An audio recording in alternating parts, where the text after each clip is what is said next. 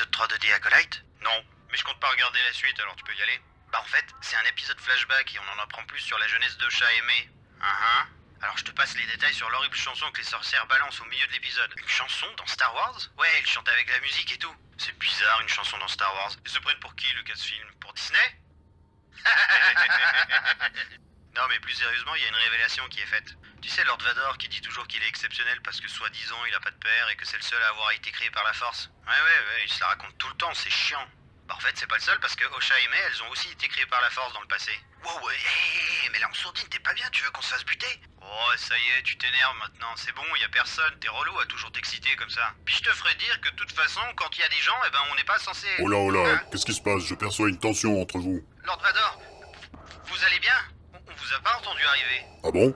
Pourtant, avec l'aide respiratoire et tout, généralement... Bah non, on vous jure, c'était tout soudain là. c'est bizarre. D'ailleurs, vous avez pas un peu perdu de poids? J'ai l'impression que vous êtes beaucoup plus élancé ces derniers temps, peut-être que ça vous aide à respirer mieux? Ah, bah ça c'est gentil. Vous êtes les premiers à le remarquer. Nouvelle résolution de l'année, j'ai repris la gym. Beaucoup de cardio? Ouais, je suppose que c'est ça qui aide pour la respiration. Bon, je peux pas rester, on a capturé des rebelles et il faut aller les torturer. Mais sûr, hein, pas de tension entre vous, j'aime pas quand il y a une mésentente entre mes petits Stormtroopers. Non, promis, pas de mésentente. Padmé? Plaît-il? Padmé...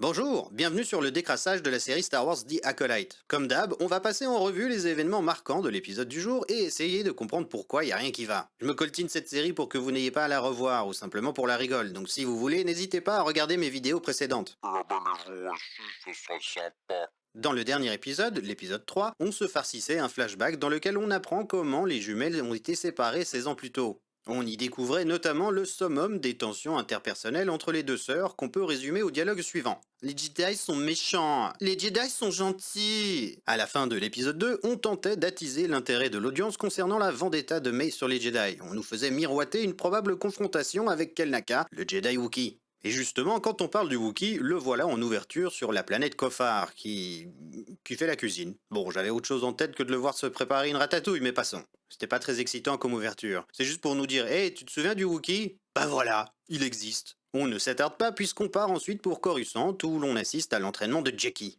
Osha était là dans un coin et l'observait en attendant la fin du cours pour pouvoir lui dire au revoir. Elles échangent quelques banalités et l'on pourrait presque imaginer que les créateurs de la série veulent nous faire croire qu'elles sont devenues super proches alors qu'on n'a rien vu de tout ça. Honnêtement, je sais pas à quel moment ils ont eu l'occasion de papoter au point d'avoir une séparation douloureuse, mais bon. Ok, une scène inutile de fait, retour sur Kofar pour découvrir May et Quaimir qui préparent leur sac pour aller trucider Kelnaka au milieu de la jungle. Apparemment, Quaimir sait exactement où se trouve le Jedi, ce qui ne devrait surprendre personne, enfin, sauf les personnages de cette série qui ne se méfient pas que Quaimir est bien plus important qu'il ne laisse paraître. Oui, vous comprenez, si Quaimir a bravé les dangers de la jungle, c'est pour les jolis yeux de May et rien d'autre, parce qu'il est sympa et c'est tout. Il y a clairement rien de suspect à propos de Quaimir. You went in there and risked your life for my master? No, I risked my life to help you. À Coruscant, Sol fait un rapport au Jedi sur May. Ah, un Céréen. Non. Ils auraient pas osé. Il est même pas encore né. Ah, c'est bien qui a dit Mundi. Ils l'ont foutu là. Il est censé être né 40 ans après les événements de The Acolyte, mais en fait non, parce que Leslie elle a décidé que c'était cool de le flanquer dans sa série. Et on fait chier Tony Gilroy pour des portes. There's no hinges. All the doors slide. Can't kick a door in. Mais bon, je vais essayer d'être gentil, parce qu'on a l'univers étendu de Star Wars, qui regroupe à peu près toutes les histoires créées par d'autres auteurs que George Lucas, et depuis l'achat de Lucasfilm, Disney a fait encore plus le ménage et a décidé de ne plus considérer ces récits comme canoniques. Soit, ils veulent mettre en place leur propre chronologie, ok, pourquoi pas. Mais alors, on en fait quoi de la phrase de Ki-Adi Mundi dans La Menace Fantôme qui dit que les Sith étaient éteints depuis plus d'un millénaire? Impossible.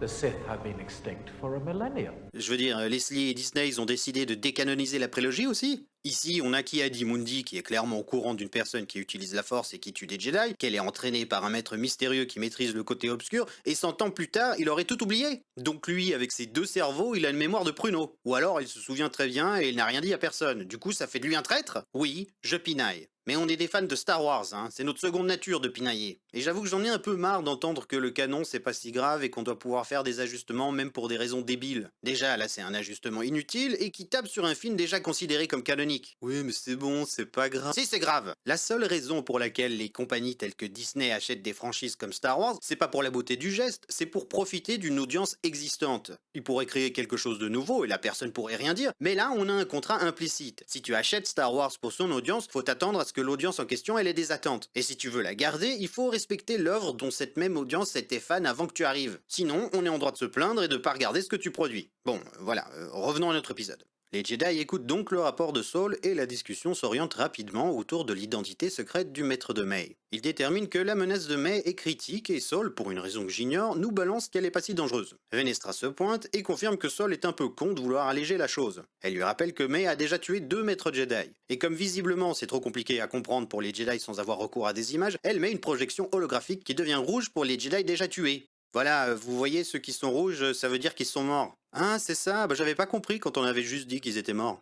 Comme ils sont tous d'accord pour dire que May est entraînée par un utilisateur de la Force, Ki-Adi-Mundi suggère d'alerter le Conseil des Jedi. Ce à quoi Venestra lui répond que ça vaut pas la peine parce que le Conseil des Jedi serait obligé d'alerter le Sénat. Mais c'est un problème, Venestra? Le droit chemin, tout ça, on laisse tomber? A scandal like this would inspire fear and mistrust. Alors, dans les films et notamment la prélogie, la détérioration de l'ordre des Jedi n'est pas exprimée aussi explicitement. C'est pas une question de petits jeux politiques ou de corruption formelle, mais plutôt le récit d'une décadence idéologique. C'est en fait l'intensification du dogme des Jedi qui précipite la chute de l'ordre. Du coup, je vois mal le côté super évident de la décadence des Jedi qu'on cherche à montrer ici en fait. Pour moi, l'origine de la chute des Jedi, elle est surtout à imputer à une rigidité idéologique qui entraîne justement des complications. Parce qu'à force de vouloir se détacher des émotions pour suivre au plus près leur propre dogme, les Jedi se détachent en quelque sorte de la réalité. Le grand effet pervers, c'est que les Jedi refusent en bloc l'attachement, et c'est ce qui va impacter le plus Anakin. Et finalement, on va comprendre que c'est l'attachement de Luke envers son père, et inversement, qui rétablit l'équilibre dans la Force et la galaxie. Enfin, je sais qu'on peut clairement débattre là-dessus, mais j'avoue que je suis pas fan de traiter ce sujet en proposant une peinture des Jedi qui font continuellement des mauvais choix, pour ensuite vouloir insinuer « Ah, tu vois, les Jedi, ils sont pas si droits dans leur pompe, hein ?» Enfin bon, la grosse crotte de nez leur donne à ce qu'on vienne chercher Kelnaka et qu'on intercepte May au passage.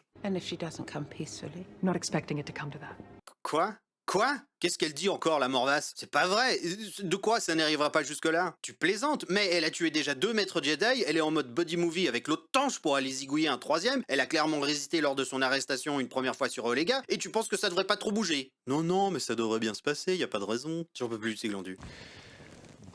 Bon, Saul et Venestra tapent la discussion après leur petite réunion. Il veut faire partie de l'équipe qui ramène May. Et en conclusion, on nous fait comprendre qu'ils vont utiliser Osha comme une sorte d'appât pour potentiellement retourner May afin d'en savoir plus sur le mystérieux Quaimir. Enfin, je veux dire, le maître mystérieux. I fear May is only a small part of her master's larger plan. Some sort of shift. Something to tip the scales. Ouais, on a compris. Hein. Nique la prélogie, Leslie, hein? Finalement, tout avait déjà basculé dans ta série et pas dans les films de Lucas. Le culot de cette nana. On continue et on voit Quaimir et May qui marchent. Honnêtement, cet épisode, c'est 80% de randonnée. Hein. Et oui, je me fais chier. Et oui, c'est une torture de devoir écrire un truc sur cet épisode où il se passe rien. Un énième aller-retour entre Coruscant et Kofar, et je dois dire que... et Osha et Saul, ils discutent, on s'en fout, y a rien d'intéressant, elle vient avec eux. Cette fois-ci, on constate que les Jedi partent pour leur mission en plus grand nombre. Ils ont pris Tinky Winky, Lala, Dipsy et Po. Ah non, il y a aussi machin, là, Plo Clown. Maintenant, mesdames et messieurs, je vous présente le personnage le plus détestable de la totalité du légendaire Star Wars, Basil. Remarquez qu'ils auraient pu lui donner un nom un peu plus Star Wars, comme, je sais pas moi, Gilapandus ou Tukubudu, enfin j'en sais rien, un truc un peu plus Star Wars, vous voyez, mais non, il s'appelle Basil. Et de toute façon, Basil, on le déteste, on le hait, on veut qu'il se fasse crever les yeux avant de se faire foutre loin par le sas. Basil, je veux qu'il meure. I want this man to be no more. Puis je comprends pas, moi, ces gens là qui mettent en place une sorte de mascotte, genre un rongeur bah quoi? Ah, du pronom non binaire. C'est un peu téléphoné comme c'est mis en place, mais je suis curieux de savoir ce qu'ils ont fait pour la version française. C'est Basile. Et le Basile, là, il est de notre côté. Ah! Les grosses dindes de Disney, ils ont botté en touche et n'ont même pas assumé jusqu'au bout. Du progrès en barre. Comme quand ils ont réduit la taille de Finn sur le poster du Réveil de la Force pour que ça passe en Chine. Ou alors, je sais pas, les tonnes de films dans lesquels les femmes sont juste bonnes à attendre un prince. Non, c'est bien à eux, c'est bien à Disney de donner des leçons à tout le monde. Enfin bref, les Jedi arrivent sur Koffar. Ils ont probablement peu d'espoir de rattraper les deux zigotos parce que ces derniers sont partis direct depuis Omega. Alors que les Jedi, ils ont eu le temps de revenir sur Coruscant, faire une petite réunion pour discuter de tout ça, assembler une task force et venir sur Koffar. Et en fait, ça me dit quelque chose, j'ai un déjà vu. Ah oui, comme dans l'épisode 1, on s'en fout de la temporalité dans cette série. Alors, dépêchez-vous les amis, vous êtes sûrement pas loin. Sur place, Yord demande à Osha de lui remettre son blaster. Parce que dans l'épisode 2, on a vu qu'elle savait pas s'en servir, donc là je suis plutôt du côté d'Yord. Donne-lui ton blaster, Osha, tu vas leur tirer aux fesses. There's an arrow in your butt! Bon, alors pour trouver Kelnaka, ils vont pas utiliser la force ou un truc qui scannerait les formes de vie avec leur vaisseau. Non, ils ont mieux. Ils ont Basile, le détective privé. En fait, Basile, c'est un tracker, donc Yord lui fait renifler un vieux slip de Kelnaka et ils se mettent en route. On a le droit donc à un plan d'ensemble pour nous montrer que, il marche. Par la suite, les Jedi se retrouvent au milieu de la jungle et il y a des espèces d'insectes qui font la sieste autour des arbres. Osha a la bonne idée d'en toucher un. Parce que, pourquoi pas, hein, toucher un gros insecte, c'est sans risque, non? Ah, et là, il y en a un qui vole. Et Osha, elle a sa deuxième bonne idée de la journée, hein, et elle gueule pour appeler Saul, histoire de mieux révéler leur position. Saul le coupe en deux, et comme on prend l'audience pour des débiles, on rajoute un dialogue pour bien signaler que les insectes sont attirés par la lumière. Donc dit Acolyte dans toute sa subtilité. On imagine que ce sera mis à profit plus tard. Et alors là, Osha, elle s'en veut parce que c'est à cause d'elle que la grosse bébête est morte. Ouais, baby sad. Puis Jackie, elle nous sort une petite phrase que ta grande-tante aurait clairement pu poster sur Facebook. We're not defined by what we lose. We're defined by what we survive. Voilà, oui, c'est super profond. Profitons-en pour faire le point sur cet épisode.